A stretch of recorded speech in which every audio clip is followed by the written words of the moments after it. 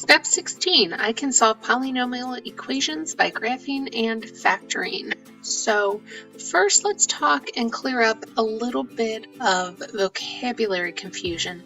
A lot of times, and I'm guilty of this myself, we use some of these terms extremely interchangeably, but these terms do have very specific definitions, and I want to make sure it makes sense how they're related.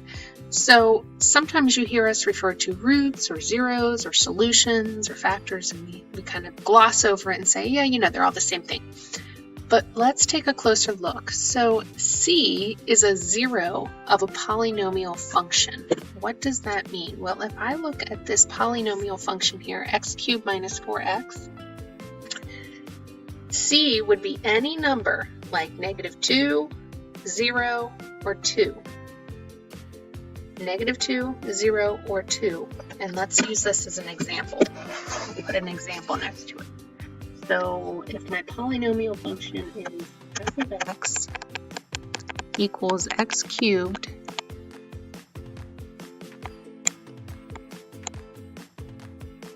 minus 4x, then the zeros would be -2, 0, and 2. C is a root or a solution of a polynomial equation. And what that means is if I put 0, for instance, into the equation, I get a true statement, meaning 0 is a solution. That's what it means to be a solution. You can be a solution to an equation. You can't really be a solution to a function. Also, if I wanted to write factors of this polynomial, I could write x plus 2. I could put x plus 0. And I could have x minus 2. Those would be the factors where you replace C with, or you replace this letter C with all the different numbers to make the factors. Finally, if C is real, then C comma 0 is an intercept of the graph. So looking at this picture, this is an x-intercept, this is an x-intercept, and this is an x-intercept. And again, we tend to get a little bit lazy about being very precise with those terms, but I just wanted to start off by kind of clearing that up just a little bit. Okay, so we can solve functions by graphing.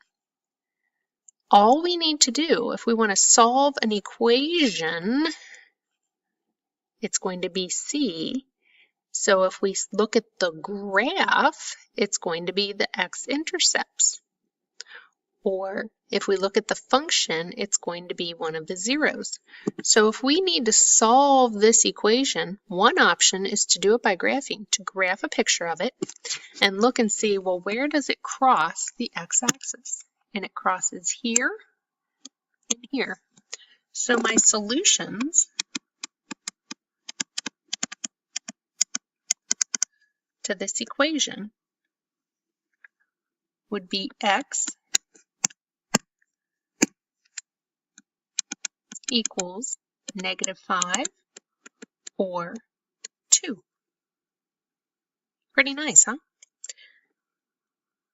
Here we have a linear function. Now, I'll be honest, this would not be extremely difficult to solve. We would subtract 2 from both sides, and then we would multiply by 3, and we have our answer.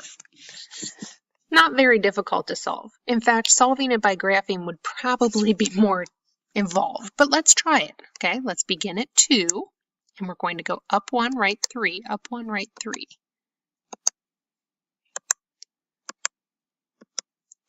And then when we connect this with a line, as neatly as we possibly can, we can look and see where this line crosses the x-axis. And that's going to be our solution.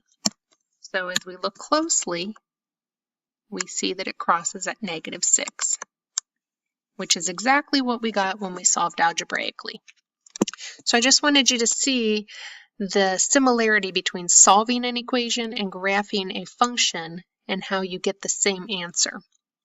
Here's an example of a real-world problem.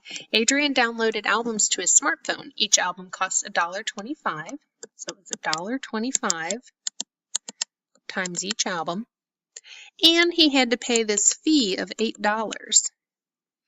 If the total cost for the download and the subscription was $15.50, how many albums did he download? Let's solve by graphing the related function. So to graph the related function, this is an equation.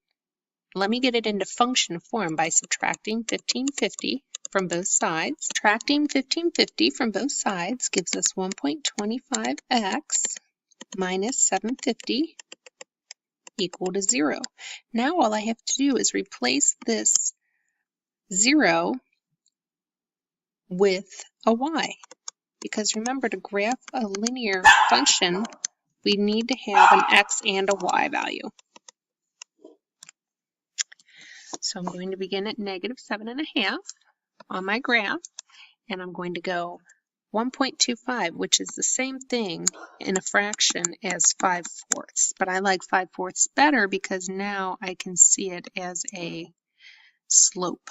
So up 3, 4, 5 over 4. And connecting these with a line,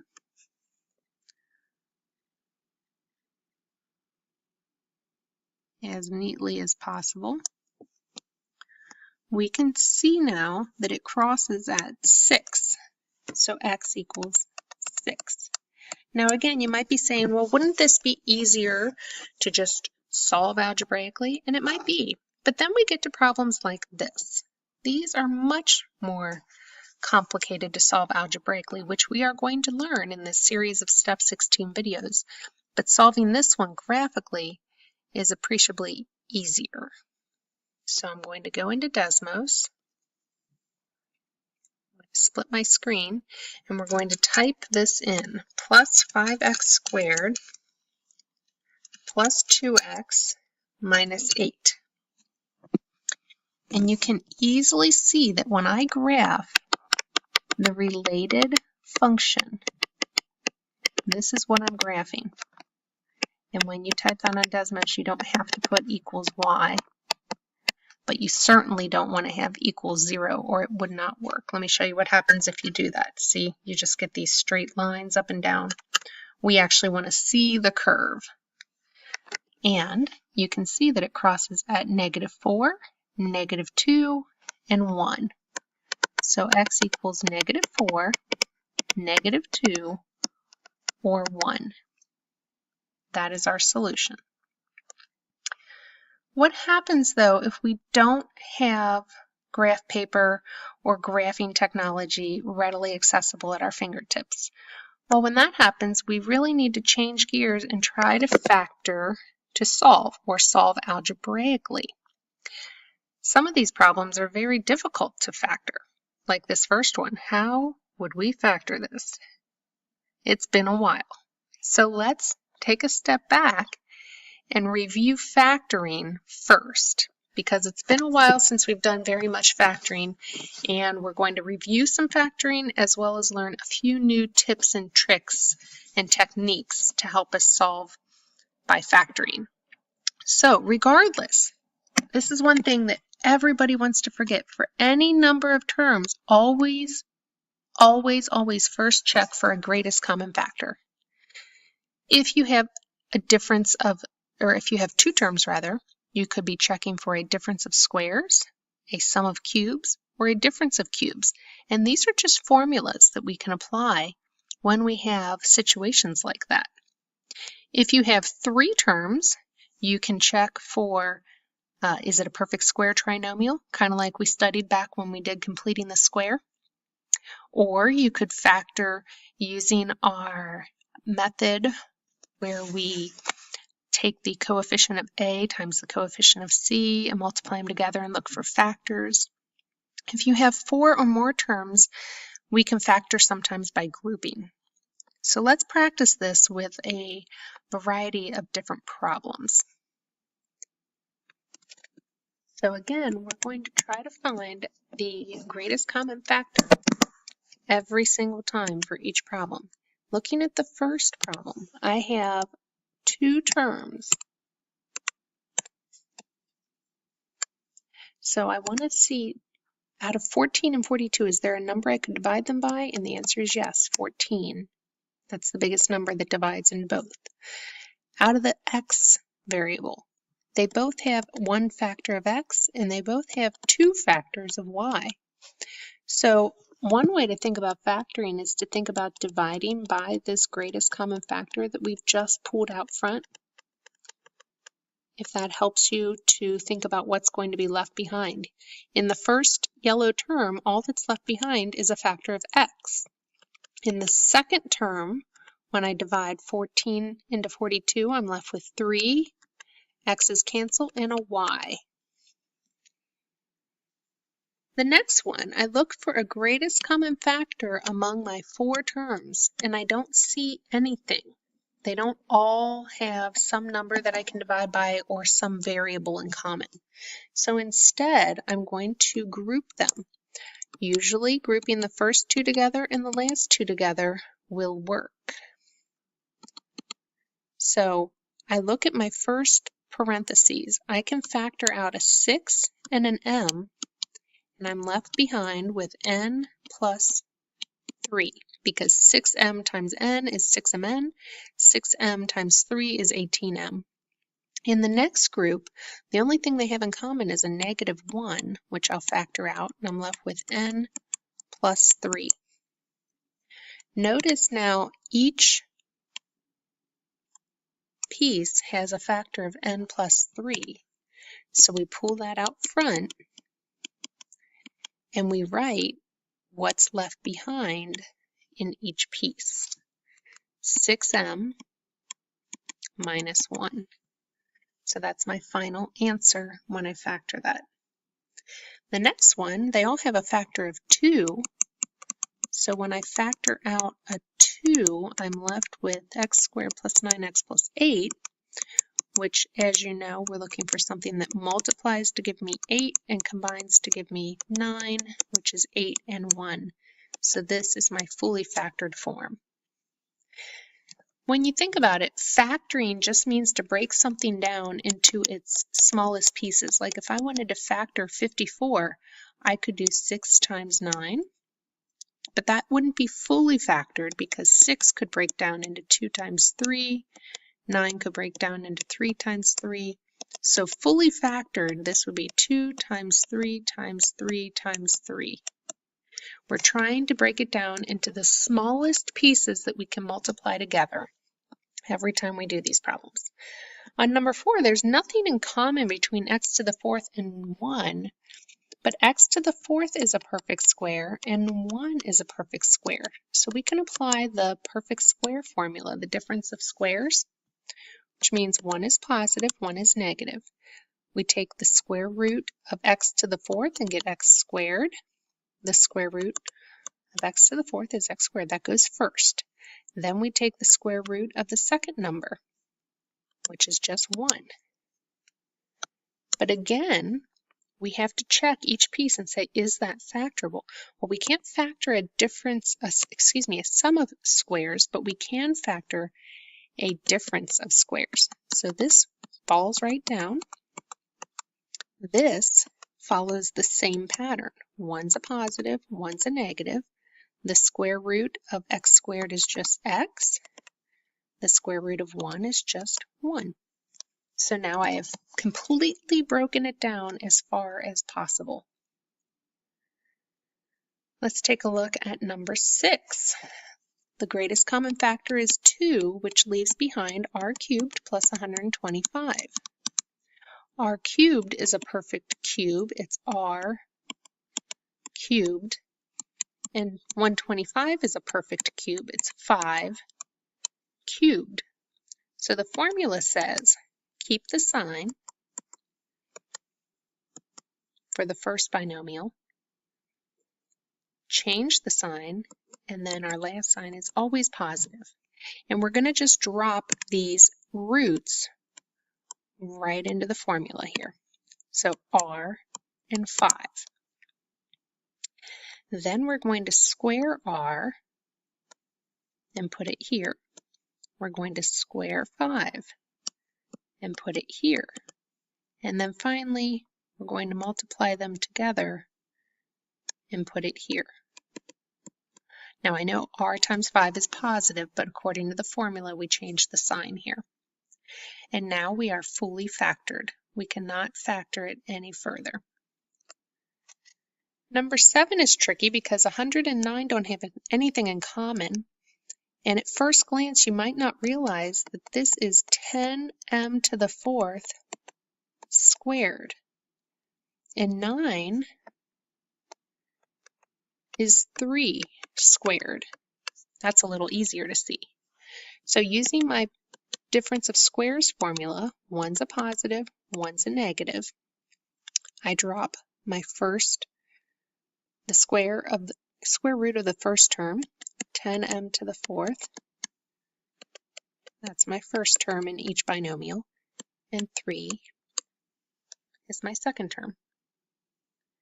Number 8, when we try to factor it, what multiplies to give me 1 and combines to give me 1? Nothing. So this is prime.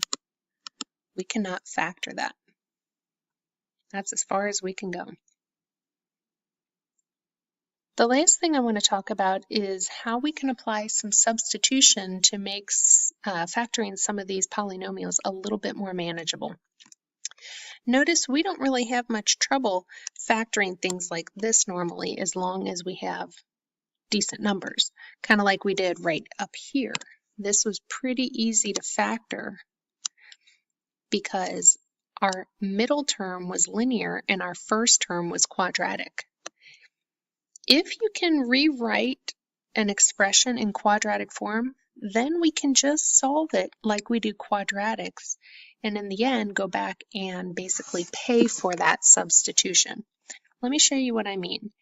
This problem wouldn't be so bad if it were x squared minus 40x plus 144. If that were the problem, you'd probably say, yeah, I can do that. That's no big deal. I just am finding what multiplies to 144 and combines to negative 40. But that's not what the problem is. The problem is x to the 4th minus 40x squared. So what we do is what's called a substitution. We let x equal x squared. So notice I took out x squared right here and put in x. I took out x to the 4th and put in x squared. In other words, if I were to square these, I would get right back to what I originally had. So I'm just substituting. And now I'm ready to solve this. I'm ready to say what multiplies to 144. So 1 and 144, 2 and 72, 3 and 48, 4 and 36. Remember, we're trying to get to 40. Once we see that, we're good. Also, it multiplies to be a positive but combines to negative, which means both of them are going to be negative in our list. I could keep going. 6 and 24. 7 doesn't work. 8 and 18. 9 and 16. So many factors. And finally 12 and 12. But as you can see, right back up here, we had our winning combination. So x minus 4 and x minus 36 equals 0. And then we continue to solve. If I let this piece equal 0 and add 4 to both sides, x equals 4. If I let this piece equal 0 and solve, x equals 36. So at first glance, you might think, okay, I'm done. I have my answer. But remember, we have to pay for this substitution that we made earlier. So now it's time to put it back in and say, okay, x is x squared really. So I'm going to replace them with the x squared that before I turned my x squareds into an x, now I'm going to turn them back into x squared and keep on solving. Continue with this problem. To solve this, I have to take the square root. So x equals plus or minus radical 4, which is 2. When I take the square root here, x equals plus or minus 6. So my 4 answers are -6, -2, 2, and 6. This one is similar because note, if I square this term, I would get this degree. Square root of x squared, pardon me, the square root of x is x. So what we're going to do, we really want our problem to look like this.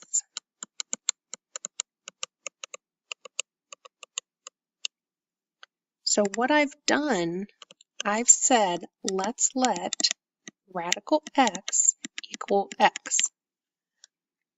And then I check it, okay, well, if radical x equals x and I square it, sure enough, I get x squared. So I've made a good substitution. And now it's time to solve. Because I have a leading coefficient that isn't 1, I have to do -30, factors of -30, like -1 and 30, -2 and 15, -3 and 10, -5 and 6, and there we have it, our winning combination that multiplies to -30 and combines to 1. So I put both of those under 2x and reduce if possible. So that my factors are 2x minus 5 and x plus 3. Solving by adding 5 and dividing by 2. We can see that x equals 5/2 or x equals -3. Now we have to go back and pay for our substitution. So I'm going to take out the x's here and replace them with radical x.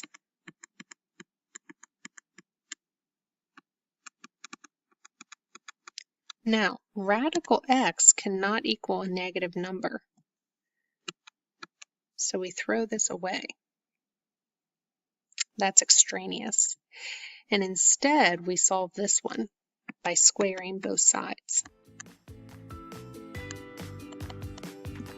And when we do that, x is 25/4.